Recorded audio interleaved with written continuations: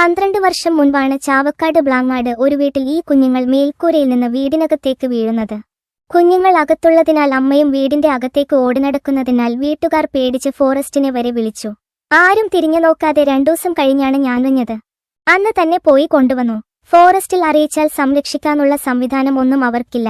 കൊണ്ടുപോയി കാട്ടിൽ കളയും. അതിജീവിക്കാൻ ഇവർക്കാവില്ല. അതുകൊണ്ട് കൂടെ കൂട്ടി. പിന്നെ കുറേനാൾക്ക് ശേഷം ചാവക്കാട് ഹൈവേയിൽ വണ്ടിയിടിച്ചു ഒരു വലിയ മെരുവിനെ എടുത്ത് ചികിത്സിച്ച് അവനും എന്നോടൊപ്പം സെറ്റായി. സുമേഷ് എന്നായിരുന്നു ഓന്റെ പേര്. എന്റെ കൂടെ ബൈക്കിൽ കറങ്ങി നടക്കും. എന്റെ അവരോടൊത്തുള്ള ഫേസ്ബുക്ക് പോസ്റ്റ് കണ്ട് വൈൽഡ് ആനിമൽ ടീം ചെന്നൈയിൽ നിന്നും വീട്ടിൽ വന്ന് അവർ റെസ്ക്യൂ ആണെന്ന് ബോധ്യപ്പെട്ടു. പക്ഷേ അവർ എരുമപ്പെട്ടി സ്റ്റേഷനിൽ റിപ്പോർട്ട് ചെയ്തിരുന്നു.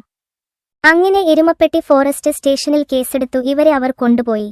അഥവാ പുറത്ത് അതിജീവനം ശീലമില്ലാത്ത ഈ പാവങ്ങൾ സംരക്ഷകർ എന്നവകാശപ്പെടുന്നവരാൽ കൊല്ലപ്പെട്ടു. ഇതാണ് നമ്മുടെ നാട്ടിലെ വൈൽഡ് ലൈഫ് സിസ്റ്റം. ജീവികൾക്ക് അവരുടെ ആവാസ വ്യവസ്ഥ നമ്മൾ നശിപ്പിച്ചു. അവരുടെ അന്നം മുടക്കി. കാട്ടിലെ ചെയിൻ ശൃംഖല തകർത്തു. മനുഷ്യന് അന്നം തേടി കാട്ടിൽ പോകാം. മൃഗത്തിന് അന്നം തേടി നാട്ടിൽ വന്നുകൂടാ. എങ്ങാനും വന്നു പെട്ടാൽ പിന്നെ ഒരു അപകടവും നടന്നില്ലെങ്കിലും ചാനലുകാർ തലനാരിഴകെ രക്ഷപ്പെട്ട കഥ പൊലിപ്പിക്കും. ജീവികളെ സംരക്ഷിക്കാൻ ഉണ്ടാക്കിയ നിയമങ്ങളെല്ലാം മരിച്ചിരിക്കുന്നു. ഒന്നിനും ജീവനില്ല. എങ്ങനെ കൊല്ലാം എന്നാണ് ലാഭകൊതിയന്മാരുടെ നോട്ടം.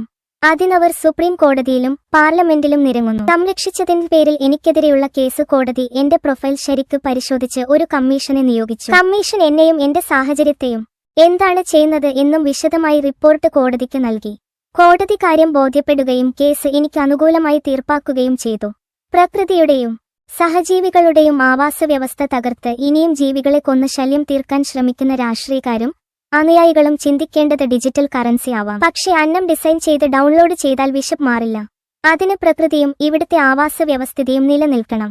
നിങ്ങൾ ഒരു പന്നിയെ കൊല്ലും, ഒരു ആനയെ കൊല്ലും, കുറെ നായകളെ കൊല്ലും. അപ്പോൾ പൊടി ചെയിൻ കണ്ണി മുറിയും. അപ്പോൾ നിങ്ങൾക്ക് കണ്ണിൽ പോലും കാണാൻ കഴിയാത്ത ജീവികൾ നിങ്ങളിലെ 10,000-ങ്ങളെ കൂട്ടത്തോടെ കൊല്ലും. ആ ജീവികളെ നിങ്ങൾ കോവിഡ് എന്നോ നിപ്പ എന്നോ പേരിട്ട് മാറ്റി നിർത്തുമ്പോഴേക്ക് വേറെ ചിലത് വരും. ഇനി ഒന്നും വരാത്ത സമയത്ത് നിങ്ങൾ RCCയിൽ പോയി കീമോ ചെയ്യും. ഇന്നലെ പെരുന്നാൾ രാവിന് ഒരു ഡോഗിന്റെ ചികിത്സക്ക് മരുന്ന് വാങ്ങാൻ കുന്നംകുളം നായരാങ്ങാടി മെഡിക്കൽ ഷോപ്പിൽ പോയി.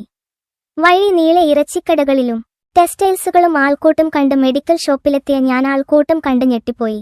അവിടെ മരുന്നിനു വേണ്ടി ജനങ്ങൾ പൊരിഞ്ഞ തിരക്കാണ്. ഭക്ഷണത്തെക്കാൾ ഏറെ മരുന്ന് തിന്ന് ജീവിക്കുന്ന മലയാളിക്ക് ഇനി എന്നാണ് ബോധം വരുക? കൊലവെറി മാറി സംരക്ഷണ ബോധം വരുക?